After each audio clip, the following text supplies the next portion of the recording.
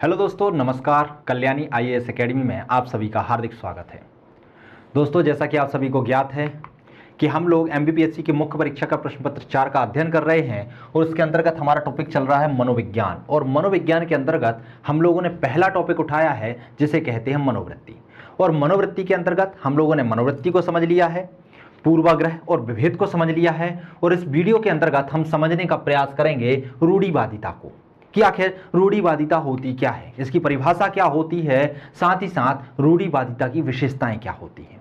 रूढ़िवादिता और आखिर पूर्वाग्रह में अंतर क्या होता है, क्योंकि जब आप परिभाषा पढ़ेंगे तो आपको परिभाषा की दृष्टि से थोड़ा बहुत समरूपता दोनों में दिखाई देगी, क्योंकि हमने पूर्वाग्रह में पढ़ा था कि पूर्वाग्रह रूढ़िवादिता के आधार पर ही बनते हैं।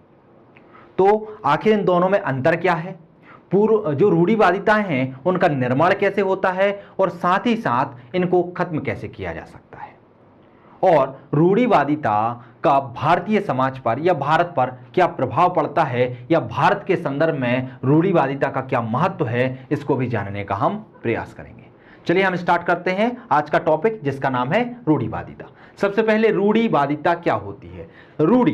रूढ़ि अर्थात ऐसी कुछ विचारधाराएं जो प्राचीन समय से चली आ रही हैं, जिन्होंने एक नियम का रूप धारण कर लिया है और समाज में विद्यमान हो गई हैं, और लोगों का उसको पालन करना एक नियम बना दिया गया है कि आपको इसका पालन करना ही पड़ेगा।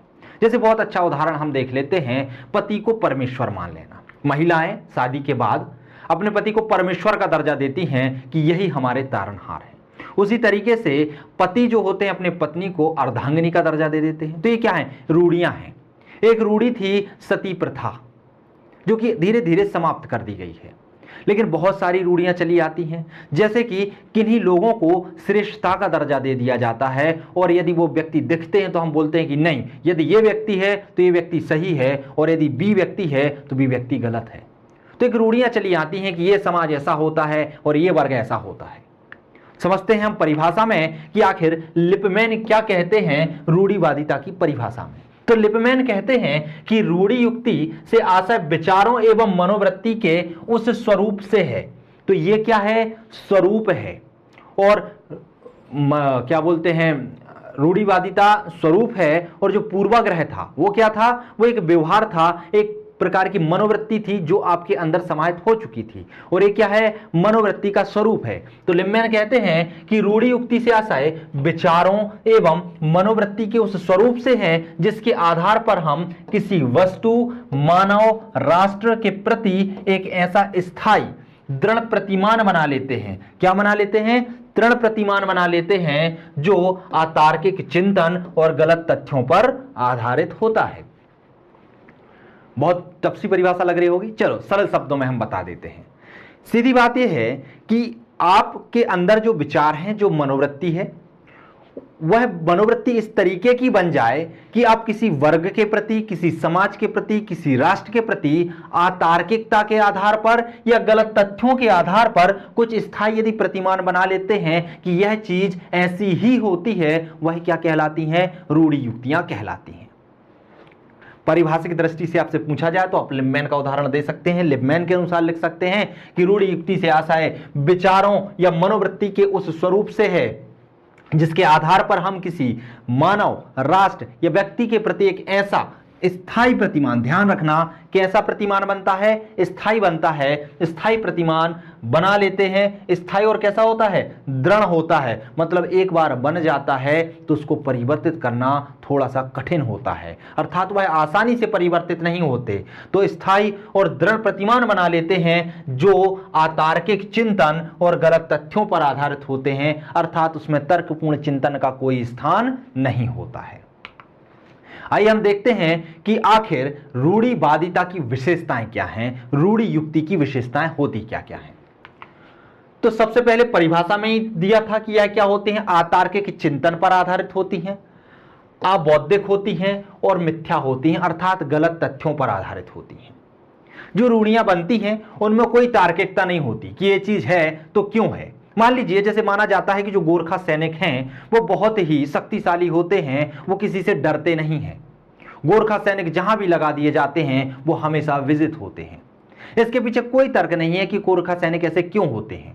क्या उनके रक्त में शक्ति समाहित होती है? तो ऐसा कुछ नहीं है, आम मानव होते हैं। लेकिन कभी हुआ होगा कि गोरखा सैनिकों ने अपने दुश्मन को बहुत दृढ़ता के साथ पराजित कर दिया, ऐसा 2-3 बार हुआ होगा। तो एक रूढ़ी बना दी कि जो गोरखा सैनिक होते हैं वो बहुत ही शक्तिशाली होते हैं। तो वो क्या होते हैं? एक अतार्किक होते हैं, अबौद्धिक होते हैं। ऐसा कुछ एक बौद्धिक तरीका भी नहीं है कि एक व्यक्ति को ही आप, एक व्यक्ति ने कभी युद्ध किया उसके आधार पर आपने पूरे समाज को ही उस प्रभावशाली व्यक्ति के तौर पर ही उस पूरे समाज को आप देखने लगे। तो कैसे होते हैं? अतार्किक होते हैं, अबौद्धिक होते हैं और मिथ्या जानकारियों पर आधारित होते हैं। दूसरा, यह अत्यधिक सरलीकृत सामान्यीकरण विश्वास पर आधारित होते हैं। मतलब सीधी बात, सामान्य से किसी आधार पर, सामान्य से किसी विश्वास के आधार पर रूढ़ी युक्तियां गढ़ ली जाती हैं। यह चीज तो ऐसी होती है जैसे कि गोरखा सैनिकों का हमने उदाहरण लिया कि गोरखा सैनिकों को देखकर ही हम क्या मान लेते हैं कि ये बहुत पावरफुल है। सामान्य सी जानकारी होगी कि कभी उन्होंने युद्ध किया होगा, बहुत पावरफुल रहे होंगे, लेकिन अभी तक वर्तमान में भी हम उनको उसी तरीके से ट्रीट करने लगे तो यह क्या होती है? एक सामान्य सी जानकारी और यह बन जाती है रूढ़ी। उदाहरण के लिए, जैसे सामान्य से जानकारी हम मानते हैं कि कोई भी अमेरिकन दिखता है तो वह बहुत ही बुद्धिमान होता है। क्यों? क्योंकि बहुत सारे आविष्कार पहले अमेरिका ने किए। अमेरिका पैसों के ऊपर से धनी था, पूरे विश्व पर कब्जा किए हुए था। प्रथम द्वितीय विश्व युद्ध में यदि हम देखते हैं तो वहां पर बहुत सारे राष्ट्रों को कर्जा भी दिए हुए था। तो उसकी समृद्धि बहुत अधिक होने के कारण हम उन लोगों को बुद्धिमान मानने लगे। अब भले ही वो मूर्ख हो, लेकिन एक रूढ़ी बन गई है कि यदि कोई अमेरिकन होगा तो वह बुद्धिमान होगा, ऐसे ही कोई ब्रिटिश होगा तो वह धोखेबाज होगा। अब ब्रिटिश धोखेबाज क्यों होगा? क्योंकि वह हमारे भारत में आए, हम पर शासन किया, क्योंकि हमारे यहां व्यापार करने के लिए आए थे, हमने उनको व्यापार करने के लिए एक मार्ग प्रशस्त किया, एक सुविधाएं दी, और उन्होंने उस सुविधा का गलत उपयोग कर कर हमारे सारे अधिकार छीन लिए और हम पर ही शासक बनकर रह गए, शासक बनकर शासन किया। तो इस तरीके से हम लोगों ने रूढ़ी बना ली एक सामान्य सी विचारधारा के आधार पर कि कोई भी ब्रिटिश हो वह धोखेबाज होगा, भले ही वो धोखेबाज ना हो।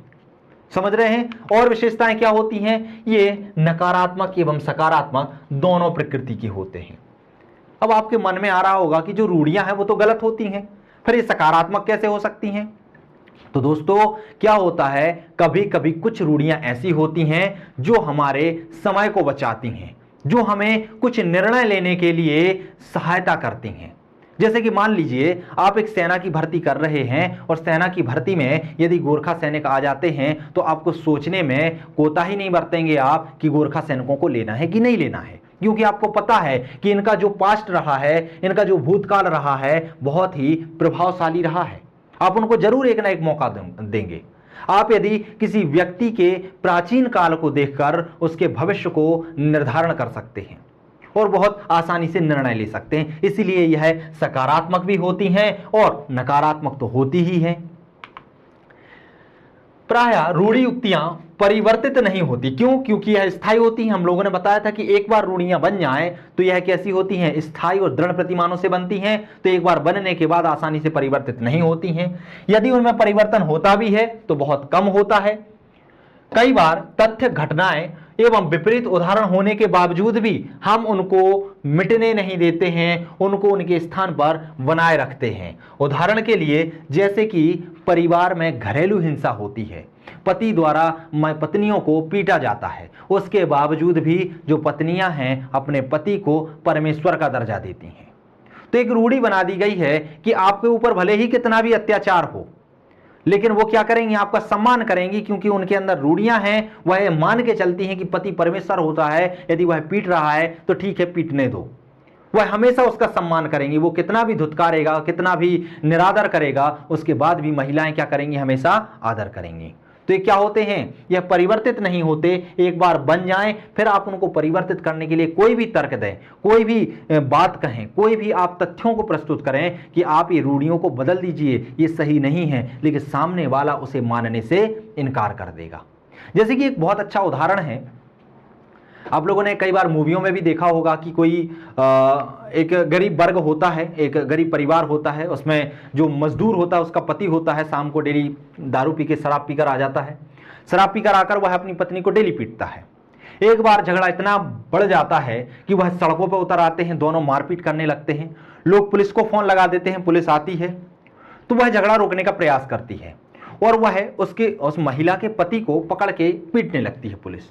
तो उस समय महिला सामने आ जाती है, पुलिस से कहती है कि यह हमारा अंदरूनी मामला है, यह मेरे पति हैं, मुझे पीटें या मारें, आपको क्या करना है, यह मेरे पति परमेश्वर हैं। अर्थात रूढ़ियां इतनी प्रभावी हो जाती हैं कि उनके सामने आप कितने भी कानून रखें, कितनी भी तर्कों को रखें, उनको सामने वाला सुनने से इनकार कर देता है। बात करते हैं हम पूर्वाग्रह एवं रूढ़ि युक्तियों में अंतर क्या होता है, क्योंकि हमने पूर्वाग्रह भी देखा। पूर्वाग्रह का निर्माण रूढ़ि युक्ति के आधार पर हो रहा था। हमने रूढ़ि युक्ति को भी समझा कि रूढ़ि युक्ति क्या है, इसकी विशेषताएं क्या हैं। अब हम समझते हैं कि पूर्वाग्रह और रूढ़ि युक्ति में आखिर वास्तविकता में अंतर है क्या, कौन सी सही है और कौन सी गलत है।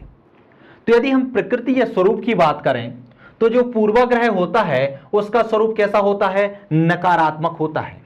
मैं जब आपको पढ़ा रहा था तो वहां पे मैंने इसके कुछ सकारात्मक पक्ष भी बताए थे, लेकिन ध्यान रखना वो सकारात्मक पक्ष किसके थे, एक उच्च वर्ग के लिए थे। जो समान वर्ग था उसकी कुंठाओं, उसकी संतुष्टि, उसकी आवश्यकताओं को पूर्ति के रूप में यदि देखा जाए तो वह सकारात्मक था, लेकिन एक राष्ट्र की एकता के लिए यह नकारात्मक अर्थों में प्रस्तुत होता है। इसीलिए जो पूर्वाग्रह होता है वो सामान्यतः कैसे स्वरूप में होता है, नकारात्मक में। लेकिन जो रूढ़ि युक्तियां होती हैं वो कई बार समाज को फायदेमंद भी होती हैं और कई बार समाज के लिए नुकसानदायक भी होती हैं। इसलिए इसकी प्रकृति को सकारात्मक एवं नकारात्मक दोनों माना जाता है।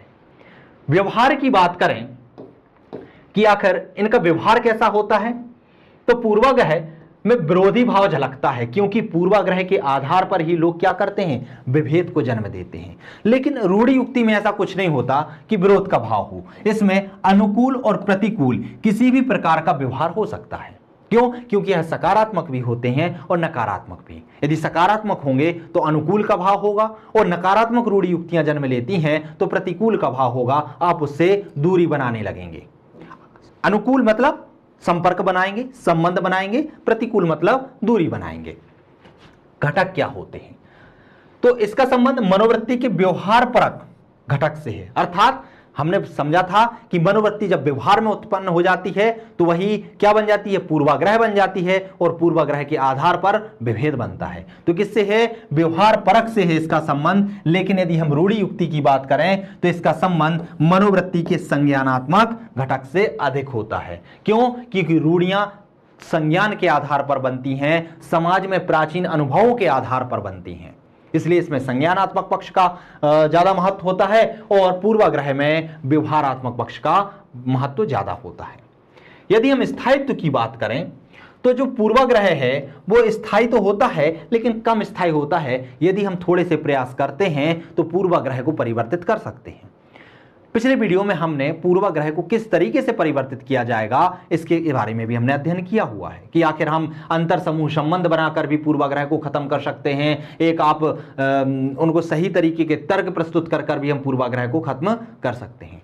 लेकिन जो रूढ़ि युक्तियां होती हैं वो क्या है, उनका स्थायित्व थोड़ा सा अधिक होता है। क्यों? क्योंकि यह प्राचीन समय से बनी हुई आती हैं और यह रूढ़ि का रूप ले लिया है, अर्थात जो विश्वास था वह दृढ़ प्रतिमानों के साथ आ चुका है। तो इसको परिवर्तित करना थोड़ा सा क्या हो जाता है, कठिन हो जाता है। यदि हम परिवर्तनशीलता देखते हैं तो इसमें परिवर्तन करना सरल होता है। वो सीधी बात है कि ये स्थायी कम होते हैं तो परिवर्तन करना सरल होता है और जो रूढ़ि युक्तियां होती हैं उनमें परिवर्तन करना थोड़ा सा कठिन होता है। परिणाम की बात करें तो परिणाम पूर्वाग्रह के द्वारा प्रायः नकारात्मक ही प्राप्त होते हैं। क्यों? क्योंकि इसका स्वरूप ही नकारात्मक है। इसके आधार पर विभेद जन्म लेता है। क्या हो रहा है, विभेद, और विभेद से समाज में अस्पृश्यता, कटुता फैलती है, समाज का विखंडन होता है, देश का विखंडन होता है, देश की अखंडता पर प्रश्न चिन्ह लगता है। लेकिन यदि हम रूढ़ि युक्ति की बात करें तो इसमें सकारात्मक परिणाम भी सामने आते हैं, क्योंकि बहुत सारी रूढ़ि युक्तियां ऐसी हैं जो हमें निर्णय लेने में सहायता करती हैं, जो हमारे समय को बचाती हैं, जो हमारे ज्ञान को बचाती हैं। तो क्लियर है, अंतर आप लोगों को समझ में आया कि आखिर पूर्वाग्रह और रूढ़ि युक्तियों में वास्तविक अंतर है क्या।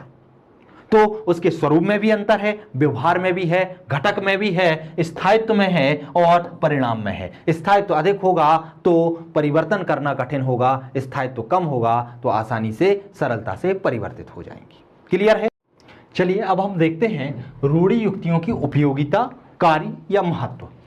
यदि आपसे प्रश्न पूछा जाए कि रूढ़ि युक्तियों की उपयोगिता क्या है, या फिर रूढ़ि युक्तियों के कार्य क्या हैं, या फिर प्रश्न पूछा जाए कि रूढ़ि युक्तियों का महत्व क्या है, तो उसका जो महत्व है, जो कार्य है, जो उपयोगिता है, वो एक ही है। अर्थात जो पॉइंट हम अभी पढ़ने वाले हैं, आपसे प्रश्न किसी भी प्रकार का पूछा जाए, चाहे उसमें उपयोगिता पूछी जाए, चाहे कार्य पूछे जाएं, चाहे महत्व पूछे जाएं, आपको वही पॉइंट लिखने हैं। चलिए हम देखते हैं कि आखिर रूढ़ि युक्तियों की क्या उपयोगिता है, आखिर यह है किस तरीके से मानव को प्रभावित करता है, या मानव के लिए या समाज के लिए उपयोगी सिद्ध होता है।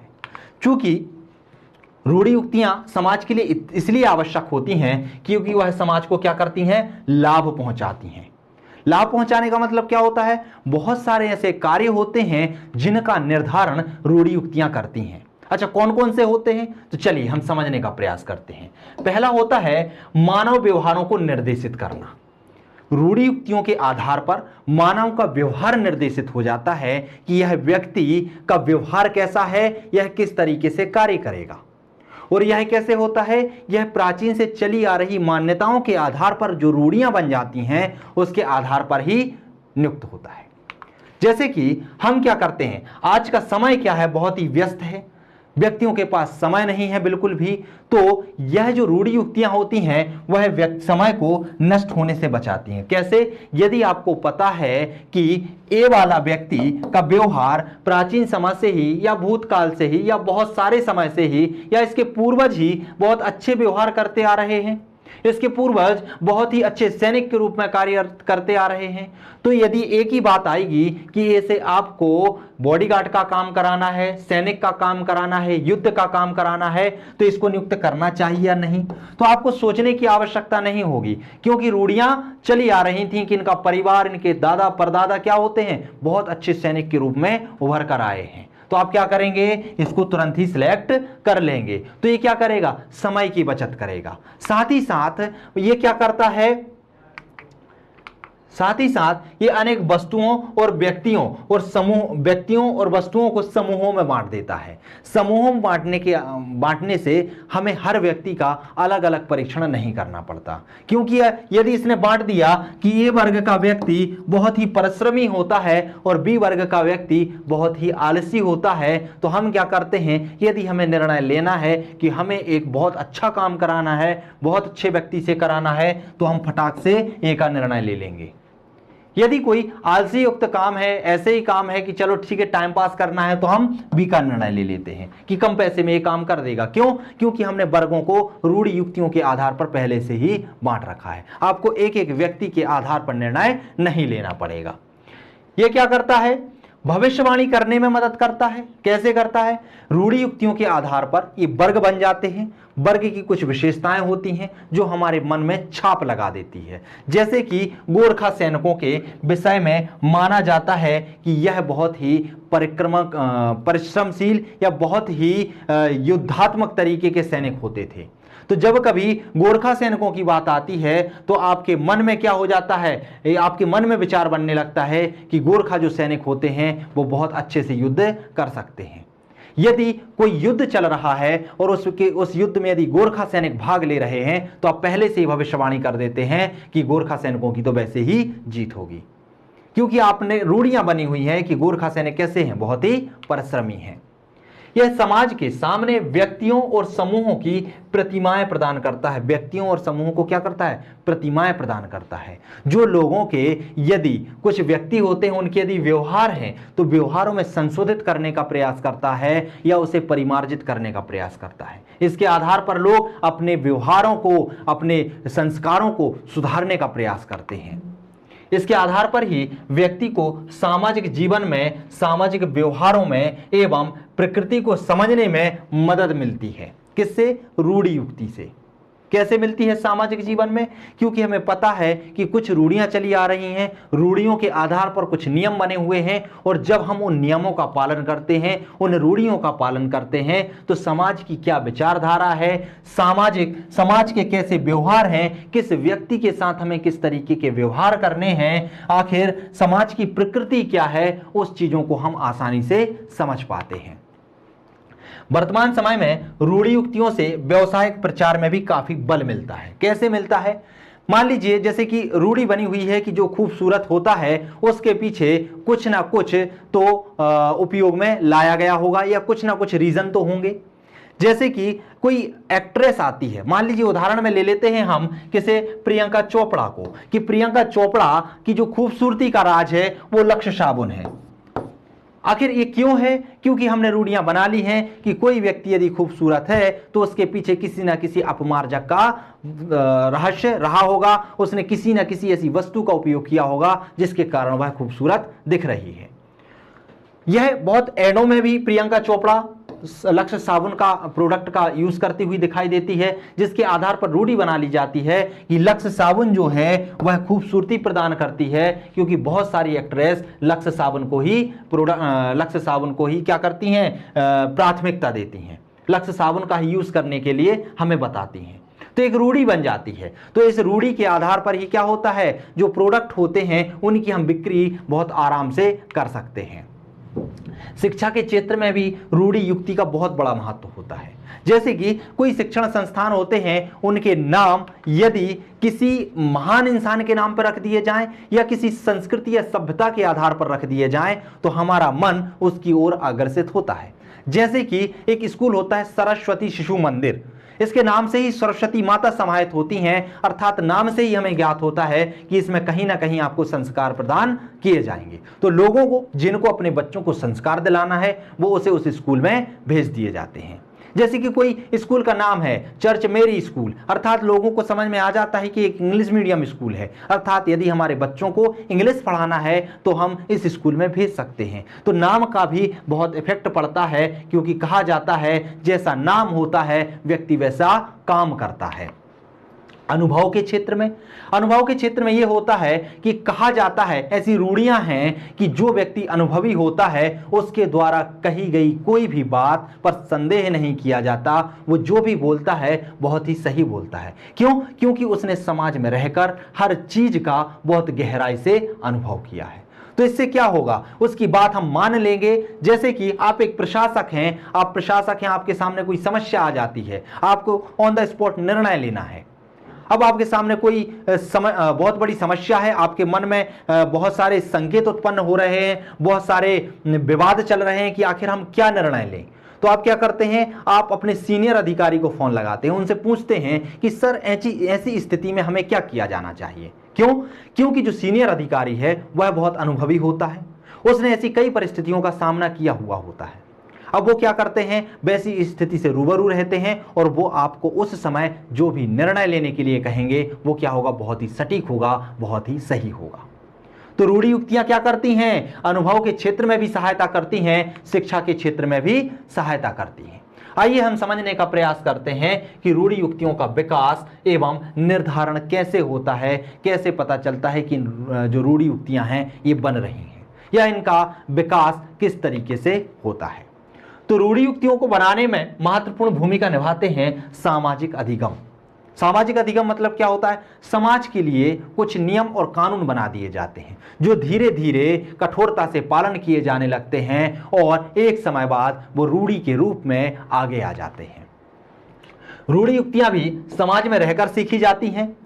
वरिष्ठ लोग अन्य समूहों या सदस्यों के बारे में बच्चों को जैसा बताते हैं उसी के अनुसार बच्चे क्या संज्ञान बना लेते हैं और व्यवहार कर लेते हैं। ध्यान रखना, जो नियम बनाए जाते हैं वो समाज में रहने के लिए बनाए जाते हैं, समाज को सुचारू रूप से चलाने के लिए बनाए जाते हैं। बच्चों को अपने जो पूर्वज होते हैं वो नियमों का पाठ पढ़ाते हैं, उनसे बोलते हैं कि तुम्हें बड़ों का आदर करना है, तुम्हें छोटों से प्यार करना है, देश की अखंडता को बनाए रखना है, देश राष्ट्रभक्ति अपने अंदर समाहित करके रखना है। तो ये क्या है, ये रूढ़ियां हैं, यह समाज को सही तरीके से चलाने के लिए बनाए गए नियम होते हैं जो आगे चल के रूढ़ियों का रूप ले लेते हैं। मिथ्या ज्ञान क्या होता है, मिथ्या ज्ञान अर्थात आंशिक ज्ञान या गलत ज्ञान जो अनुभव पर आधारित होते हैं।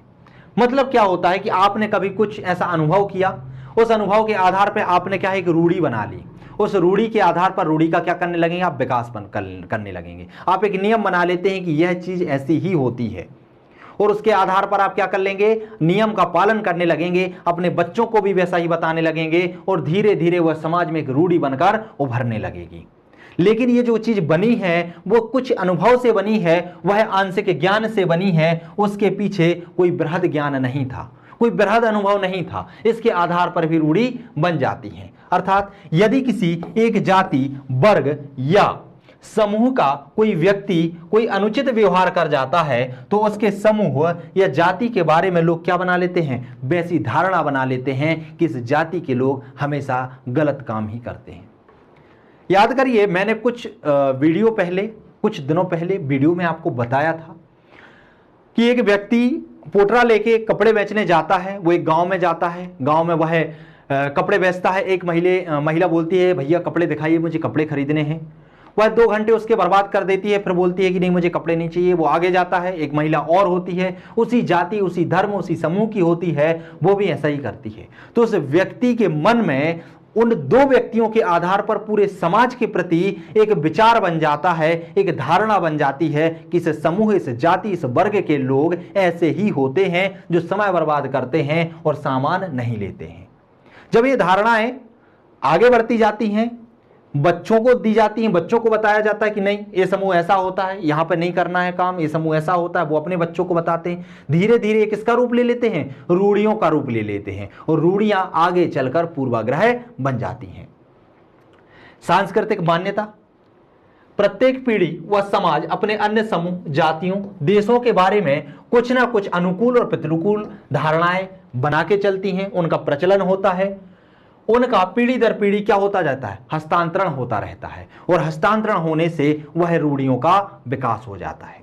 अर्थात संस्कृति में क्या होता है, संस्कृति को बनाए रखने के लिए, अपनी जाति को उच्च स्थान पर रखने के लिए, समाज में एक प्रतिष्ठा पाने के लिए लोग बहुत सारे नियम बना लेते हैं। अपने बच्चों को अपनी पीढ़ियों में वही नियम क्या करते रहते हैं, हस्तांतरित करते रहते हैं, उन्हें प्रदान करते रहते हैं और उसी प्रदानता के द्वारा पीढ़ी जब पीढ़ी निकलती जाती है तो अगली पीढ़ी में वही नियम कठोरता के साथ पालन किए जाने लगते हैं और वो नियम रूढ़ी का क्या ले लेते हैं, स्वरूप धारण कर लेते हैं, रूढ़ि युक्ति में परिवर्तित हो जाते हैं। सामाजिक दूरी, सामाजिक दूरी से क्या होता है, जब हम लोगों से दूरी बना लेते हैं तो हमारे मन में बहुत सारी क्या आने लगते हैं, नकारात्मक भाव या गलत फहमियां पैदा हो जाती हैं उस वर्ग के प्रति जिसके वर्ग के हम संपर्क में नहीं हैं। हमें धीरे धीरे ऐसा लगने लगता है कि वह बहुत गलत कार्य करता है, उसमें कुछ भी अच्छाई नहीं है और धीरे धीरे हम क्या करते हैं, उसकी जो गलतियां हैं, जो गलत फहमियां हैं, उनको समझते जाते हैं और उन गलतियों के आधार पर कुछ धारणाएं बना लेते हैं और वह धारणाएं पीढ़ी दर पीढ़ी जाकर एक रूढ़ी में परिवर्तित हो जाती हैं और उन दोनों समूहों में अलगाव की भावना जन्म ले लेती है। उदाहरण के तौर पर यदि हम देखें कि आखिर सामाजिक दूरी कैसे कार्य करती है, सामाजिक दूरी में ऐसे होता है कि मान लीजिए आप भारत के नागरिक हैं और कुछ व्यक्ति पाकिस्तान के नागरिक हैं।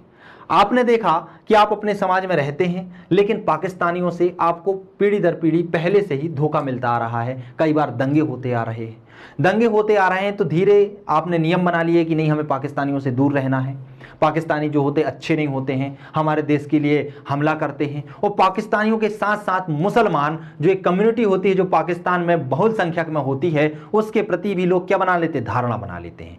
चूंकि मुसलमानों के साथ लोग रहते नहीं है, हिंदू लोग दूरी बनाकर रह रहे हैं, दूरी बनाने से क्या होता है, उनकी जो अच्छाइयां होती हैं वो उन्हें पता नहीं होती, दूरी बनाकर उनके अंदर कुछ गलत फहमियां जन्म ले लेती हैं कि प्रत्येक मुसलमान आतंकवादी होता है। तो इस गलत फहमियों के आधार पर वह रूढ़ियां बना लेते हैं और उस मुसलमानों से ईर्ष्या करने लगते हैं। उसी प्रकार से जो मुसलमान होते हैं वो हिंदुओं के प्रति ईर्ष्या बना लेते हैं कि यह हमें आतंकवादी की दृष्टि से देखते हैं। वो क्यों देखते हैं उसका पता नहीं होता, क्यों, क्योंकि जब दोनों का संपर्क होगा, एक दूसरे की विशेषताओं को जानेंगे, एक दूसरे की गलतफहमियों को दूर करेंगे, तभी तो उन्हें बंधुत्व की भावना का विकास होगा। लेकिन होता क्या है, सामाजिक दूरी के कारण इनमें क्या होता है, कुछ रूढ़ियां बन जाती हैं और इन रूढ़ियों के आधार पर अलगाव की भावना जन्म लेती है।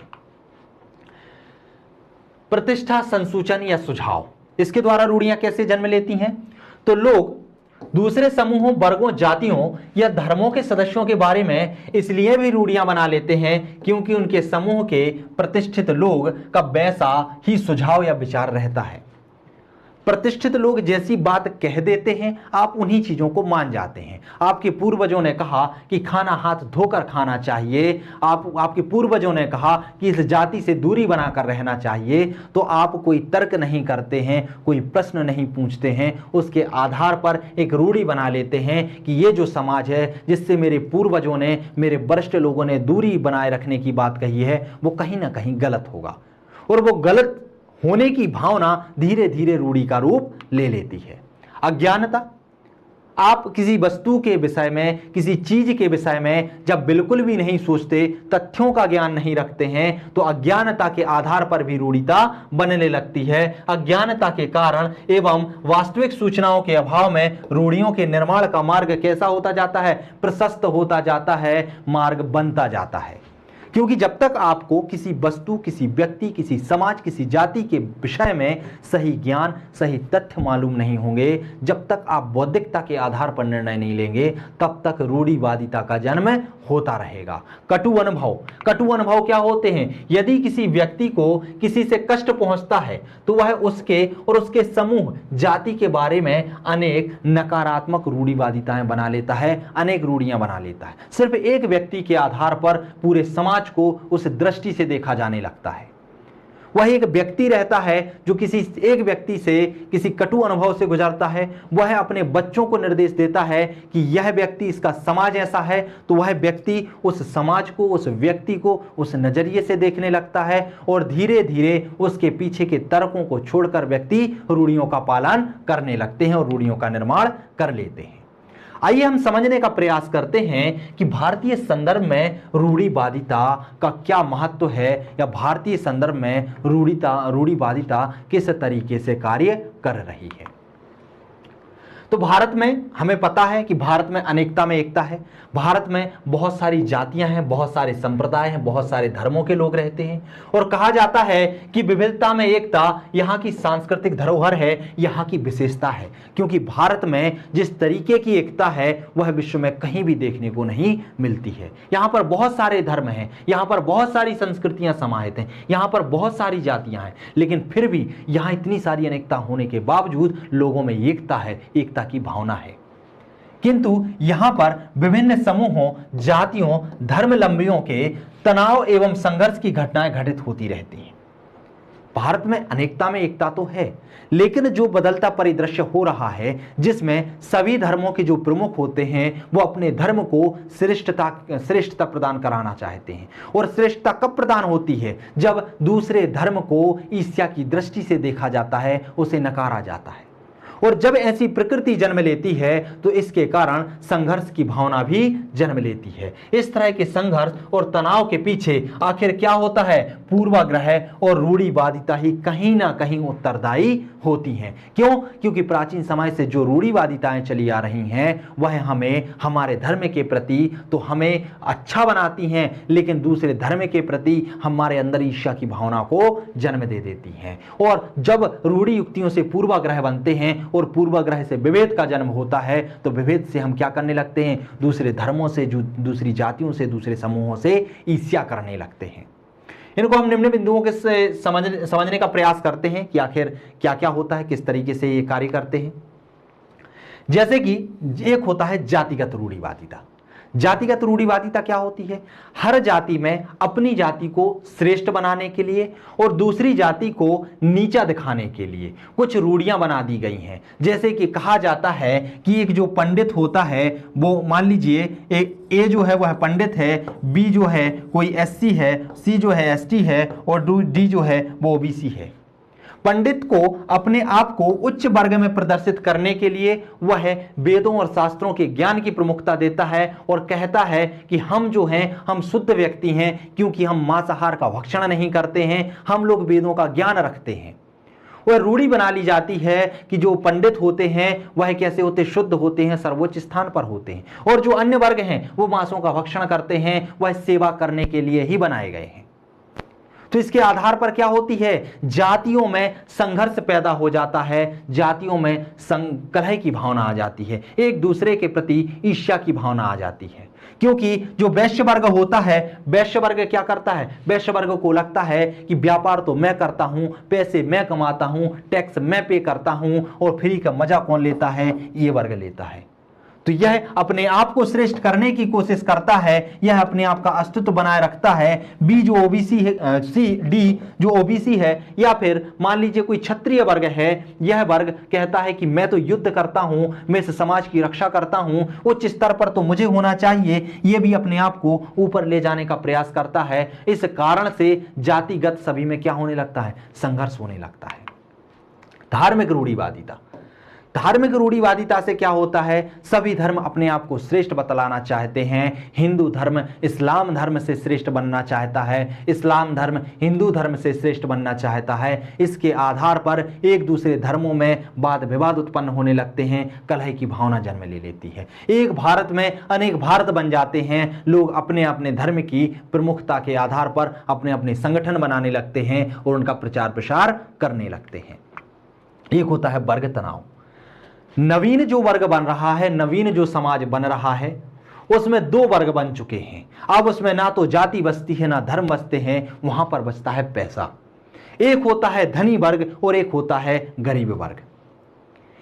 जो धनिक वर्ग होता है, जिसके पास बहुत सारा पैसा होता है, वो अपने आप को उच्च स्थान पर रखता है, और जो गरीब वर्ग होता है उसको कीड़े मकोड़ों की तरह समझता है। अर्थात इसके कारण जो गरीब वर्ग होता है उसको लगता है कि हम शारीरिक परिश्रम ज्यादा करते हैं, लेकिन हमारे पास लाभ बहुत कम मिलता है हमारे लिए, ना तो हमें किसी योजना का लाभ मिल पाता है और ना ही हमारे पास ज्यादा पैसे आ पाते हैं। लेकिन एक जो अमीर वर्ग होता है वो मेहनत बहुत कम करता है, उसके बावजूद भी उसको फायदा बहुत अधिक होता है। तो यह देखकर दोनों वर्गों में संघर्ष सा छिड़ जाता है। अर्थात भारत में जो रूढ़िवादिता है वह इन आधारों पर चलती है। इन आधारों पर चलने के कारण बहुत सारे तनाव उत्पन्न होते हैं। अर्थात रूढ़िवादिता हो या फिर पूर्वाग्रह हो या फिर विभेद हो, ये सभी भारत की अखंडता को तोड़ने का प्रयास करते हैं, एक राष्ट्र के रूप में उसे आगे बढ़ने से रोकते हैं, उसके मार्ग में बाधा उत्पन्न करते हैं। इसलिए कहा जाता है कि एक प्रशासक होता है, उसे अपना निर्णय पूर्वाग्रहों से मुक्त, रूढ़ि युक्तियों से मुक्त होना चाहिए। एक प्रशासक रूढ़ियों को पहचाने, जो रूढ़ियां समाज के लिए लाभदायक हैं उनको उनका समर्थन करे, लेकिन जो रूढ़ियां समाज में ईर्ष्या, कलह, द्वेष की भावनाओं को फैला रही हैं उन्हें समाप्त करने का प्रयास करें। ऐसे नियमों का पालन कराने के लिए लोगों से आग्रह करें जो अस्पृश्यता को मिटाएं। ऐसी रूढ़ियों को मिटाने में समाज का समर्थन प्राप्त करे, जिससे समाज में कलह की भावना, अस्पृश्यता की भावना, विभाजन की भावना जन्म लेती है। अर्थात संपूर्ण समाज को समरसता और एकता का पाठ पढ़ाना चाहिए, पाठ पढ़ाने के लिए प्रयास करना चाहिए। तो दोस्तों, ये हमारा टॉपिक था जो मनोवृत्ति के अंतर्गत आ रहा था। मनोवृत्ति के अंतर्गत हम लोगों ने क्या किया, रूढ़िवादिता को भी पढ़ने का प्रयास किया और पूर्वाग्रह और विभेद को भी पढ़ने का प्रयास किया। तो इसके साथ ही जो हमारा मनोविज्ञान के अंतर्गत जो मनोवृत्ति टॉपिक पढ़ रहे थे, मनोवृत्ति टॉपिक का पहला वाला टॉपिक समाप्त होता है। मिलते हैं अगले वीडियो में अगले टॉपिक के साथ, तब तक के लिए नमस्कार।